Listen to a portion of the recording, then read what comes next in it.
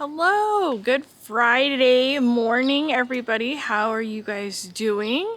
This is Danielle Carpino here, and I wanted to give you our first official garden tour of the 2023 growing season. It is June 30th. We are in Zone 7. This is our first in-ground garden that we've ever done. We'll give you a background story at a later time, but I wanted to run through and give you guys a little garden tour. We have, as you'll see here, we have a space that is 8 feet wide by 19 feet long. Each row is varying in width just a little bit. You'll see what we have done here. We have lined each one, not lined, we have put a walkway in each aisle to create a easy access to both sides for both maintaining, picking, harvesting, all those things. They are 25.5 inches wide each one, pavers, and we are going to be putting mulch down this year. Next year we'll be lining each one with Spanish moss is what we're thinking, not Spanish, Scottish moss. So let's go ahead and just get this started. We have row number 1 here, which is our pepper row. The first 2 plants that we have here are shishito peppers. These are a mild pepper. However, 1 in 10 peppers will be spicy, and it is it's like a game of roulette as to which one is going to be spicy. But we found that we really liked them last year, so we wanted to grow 2 ourselves this year because we just really like them. So those are the shishito peppers. The next one that we have in the lineup is a California green bell pepper. This one is, as you can see, the least productive of all of our plants, but I have been reading in groups that I'm in that it is pretty common for them to start off that way and then become prolific, and I have noticed in the last week since it's warmed up that it is definitely producing a lot better. The next one in our lineup is called a Carolina, I want to say, sweet pepper.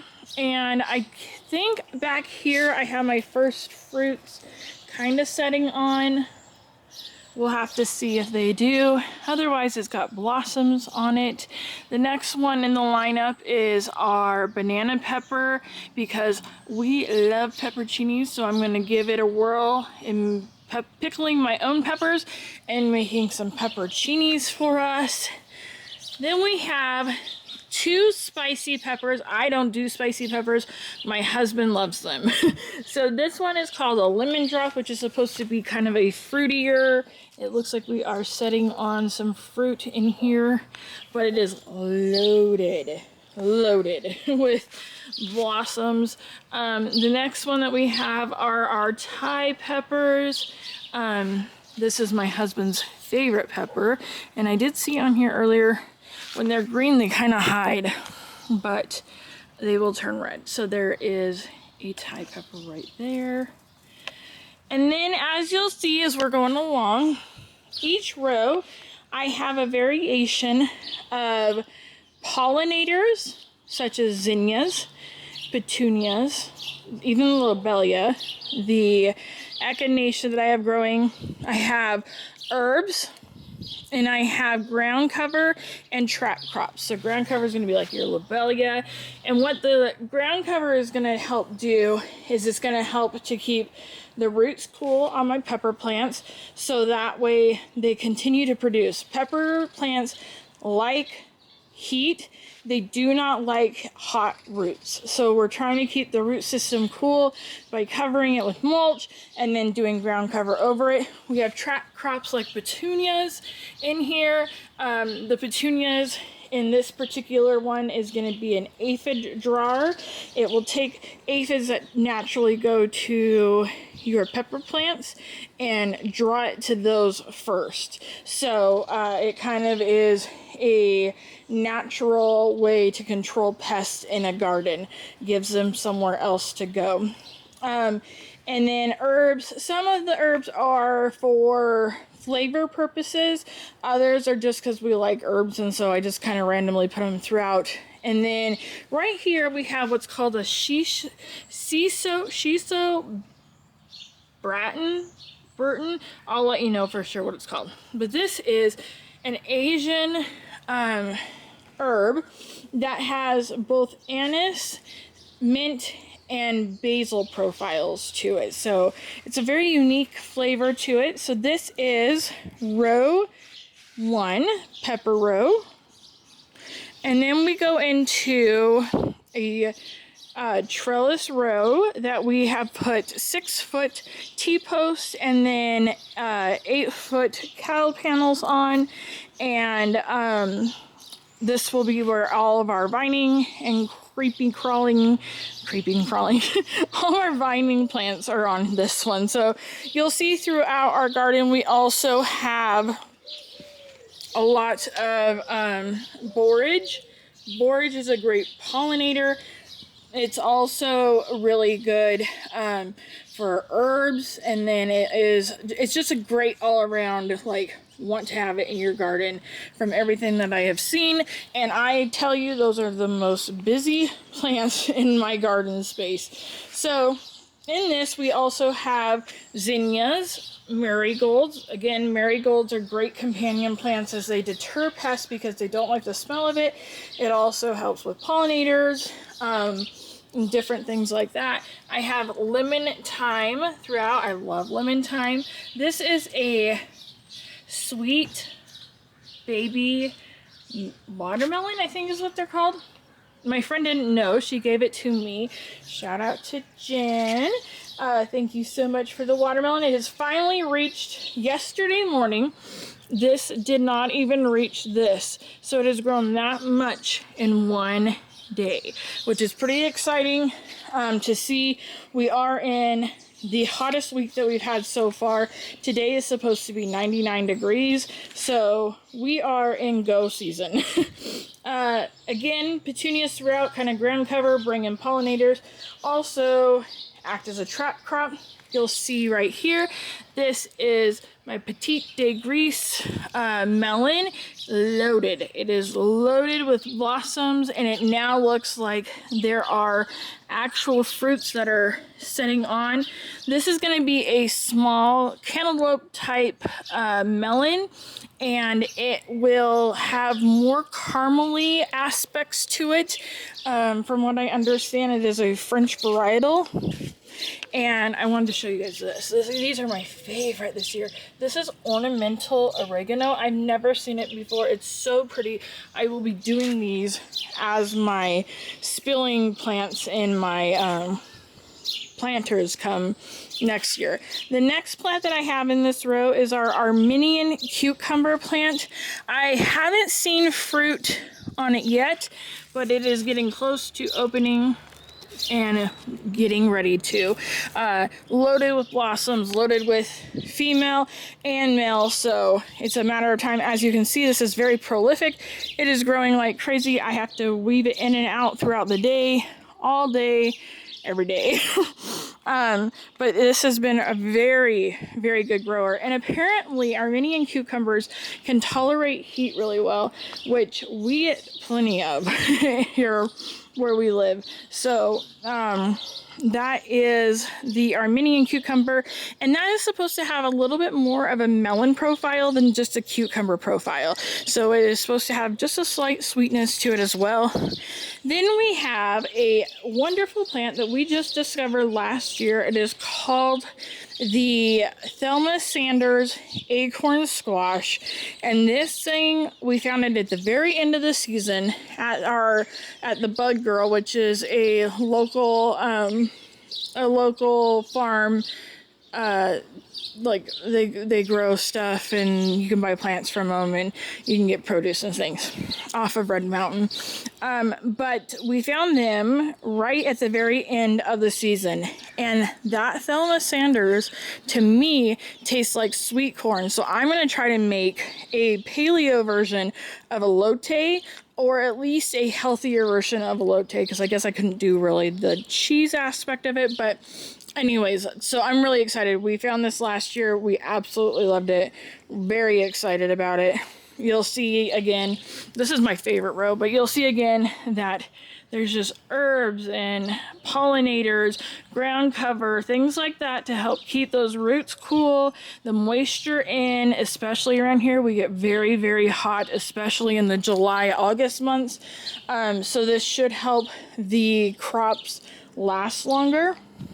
The next one that I have, sorry, I gotta grab my water real fast, you guys.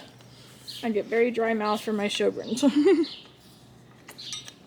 Okay, and the next one that we have here, this is my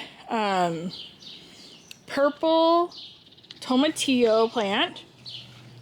And as you can see, it's very strange. The purple one is growing wide. Our green tomatillo is growing tall. I did discover this year, you have to grow 2 tomatillos if you want them to produce anything. So make sure that you have 2. It doesn't have to be the same variety. It just needs to be 2 tomatillos or they will not produce. And we are having 0 problems with that. It is loaded. Oh, this one's kind of smushed in there. Hold on a second. Let's help it out. Okay. It is loaded with tomatillos. This is my favorite looking plant. I just think it is so neat and fascinating. So this one is the purple variety. And as I said, it is loaded. I'm very excited because I have a beef recipe that I will share with you guys that I use green salsa in. So this way I can make my own and not have to buy store-bought.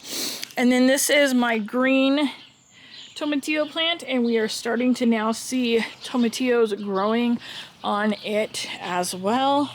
I have chives in this aisle, marigolds, alyssum, because alyssum's a good ground cover, brings pollinators in, blah, blah, blah. We have, whoa, I just about fell. We have salvia here as a good pollinator drawer. This is my Black Beauty zucchini plant. As you can see, there are a bunch of female and male parts that are getting ready to open up on that one. Over here, we have, okay, Ronde Nice, I think is what it's called. This is a squash plant. We have a beautiful display for you guys right there of a blossom on the female plant. Unfortunately, I have not had any male flowers open up yet. So those are likely going to fall off because we haven't had anything to pollinate them. But look at those. And this is supposed to be a really good stuffing squash. But I can see right here that I have a bunch of male and female parts that are going to start coming up soon. So while this first go may not actually work for me, because you can see right here the blossom fell off. It's starting to turn yellow and die off because it didn't get pollinated. Boo! I was really excited for that. So that is, oh, and we are taking our zucchini and this squash, and we are training it to go up the trellis so that it is taking up less footprint and easier to keep harvested and easier to control pests. Then we go into tomato row. That's what we have here, 2 aisles of tomatoes. The first one, excuse me, I'm so sorry. The first row of tomatoes that we have here are our eating tomatoes. I wanted to show you guys, because we are hot here, blossoms often drop on tomato plants. A lot of times people's tomato plants, if they don't get them in early enough, which then you deal with frost issues and them not being able to withstand, because we have very short, weird seasons, but that are long also. I don't know how to explain that, but like we'll go from being like super cold to super hot. So the transitions are very harsh. So what I have done here is I have gotten a 40% shade cloth. I may end up going up to 50 or 60%, just depending. And what this should do is it should drop the temperature inside of that row by 10 degrees, helping those blossoms to not fall off. Because when it gets to consistently 90 to 95 degrees, blossoms will start to fall off of your tomatoes because they become sterile. They do not produce fruit anymore. So this will help to get more fruit set on our plants before we hit the absolute heat of summer, which is usually in the hundreds around here. Today we are reaching 99, so I put this up yesterday to help us with not having the blossoms drop and hopefully getting more fruit on it, because I did get a little bit of a late start because I've always heard do not plant until after Mother's Day, but around here then you start getting into hot, so it's like a very touch and go thing. So the very first one that we have here, and I prune them down to where there's only 3 shoots coming off of them, and then I thin them out so that we get good airflow throughout it, because they are susceptible to blight. All tomatoes are. So this is our peach variety. This should have little fuzzy skin on it, be a small peachish color, yellow colored fruit, and it's supposed to be a very sweet variety. So that is the peach tomato that I have there. The second one in the line is, I want to say, this is my Kellogg Breakfast, which is going to be a big heirloom type tomato on it that is orange in color, if I'm correct. I don't know, might be yellow.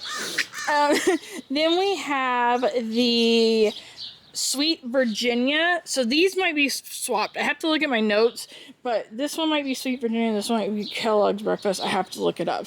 But and then that one will have kind of a not variegated, but it should go from an orangey reddish color on that one. Sweet Carolina or Sweet Virginia. Then we have the Early Girl, which is supposed to be one of your earliest producers in a garden. And we have fruit setting on that one, as you can see. Then we have the Prudence Purple or Cherokee Purple, which I think the leaves on this is so unique and so different. Like, most tomato plants are kind of this kind of pattern, and you can see this is more like arrowhead, where this is kind of lacy. I don't know, I just thought it was really neat. I'd never seen them before, and I thought, that's kind of cool. And you can see the blossoms are kind of clustery looking. Then I have a Sweet Millions cherry tomato right there. Again, we have borage throughout. Alyssum, marigolds. Marigolds help with deterring tomato hornworms. We have basil. Basil helps with flavor. Zinnias to bring in the pollinators. Chives. Chives will help with flavor as well. And then you can see this row. This row is my sauce row. And on this row, as you can see, again, alyssum as ground cover to help keep moisture in, draw pollinators in. I keep repeating myself. I do have lavender. I got them on death row. That's what I call when plants are about to die. And you can buy them extremely discounted. Same with the basil. And I just separated them, and they're doing really good as well. So this this last row that we have is the last 2 plants are called Cordé Bleu, something like that. And this is going to be a larger heirloom sauce tomato. I have 2 of those right here, and it is loaded with blossoms. So as you can see, this is why I'm trying to protect my plants from this horrible sun and heat. So that way I don't lose my blossoms and things like that. You can see down here, all of this basil. Basil is supposed to help the flavor profile of your tomatoes. So I thought, well, that's great for making my sauces. And also, we really like basil, so it won't go to waste. And then we have here 3 plants of San Marzino. Usually we really love these. These are probably our favorite for making sauces with.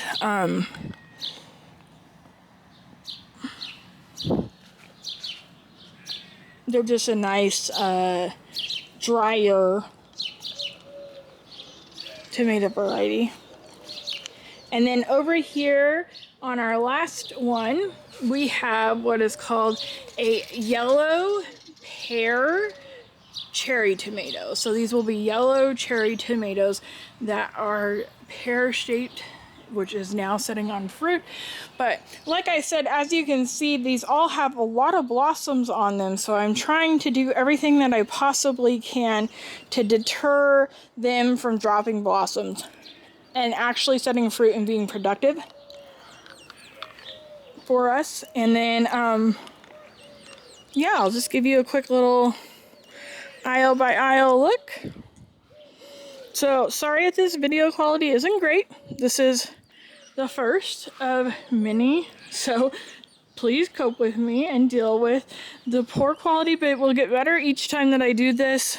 We'll probably actually have my husband help me with future ones so that I can kind of explain them as we're going through and he can guide the camera, because it's kind of hard for me to walk, talk, show, and explain and hold the camera. I'm not good at this yet. I will get there, but I'm not there yet. All things come in due time, right? I just love looking at that big, huge blossom on that Ronde Nice varietal. And then, like I said, this is my favorite aisle, you guys. This one's so pretty to me. I just think it's so pretty. I don't know. I just love it. So, and then we have the pepper. And I will spin you guys back around and show you it this way again. And I will spin me around. Hello. So, I hope you guys liked our first garden tour that we are trying to do weekly from here out, kind of showing you progress and everything. It took us a while to build this. My husband and I built this. We have no experience building, but I think we did a fantastic job, and I think it's going to look really nice when it's all done. If we like this vertical gardening style, next year we will frame them out, and then we want to you'll see next year if we end up doing it, but we want to frame them out in wood and make it just look even nicer. I really like aesthetically pleasing things as well as productive and producing, so that's kind of the thought behind this. I will give you guys, hold on, before I sign out, I'm going to show you guys each bed. We have very, very hard clay soil here. I'll show you guys. I did like a little soil test right here, and see how there's no, like, everything looks the same.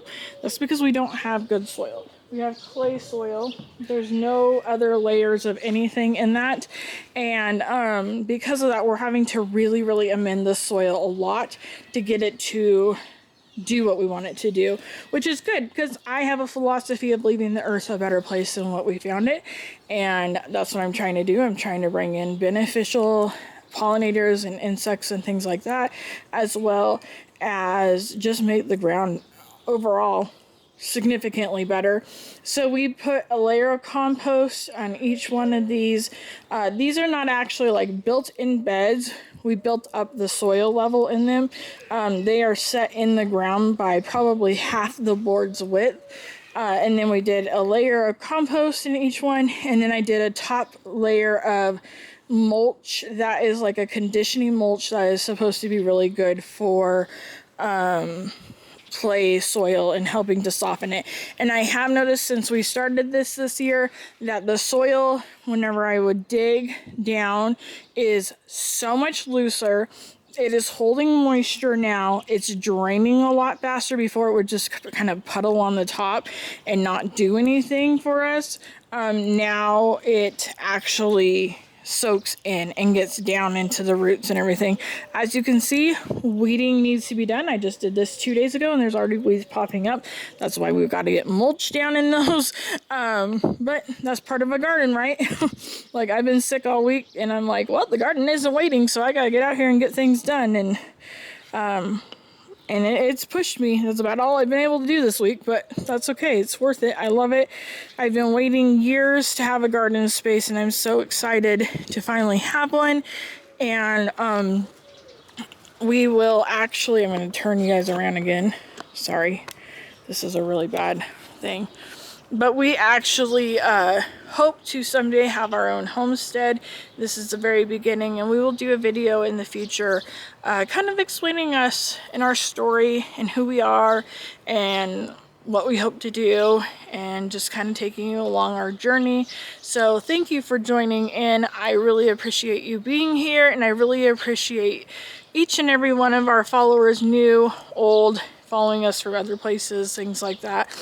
I really look forward to taking this journey with you guys to living a simpler life that is kind of old traditions that have been lost over time, and just really, I don't know, taking this journey together. I hope you guys have a good one. Peace out. Have a good day. Love you guys. Bye. God bless you.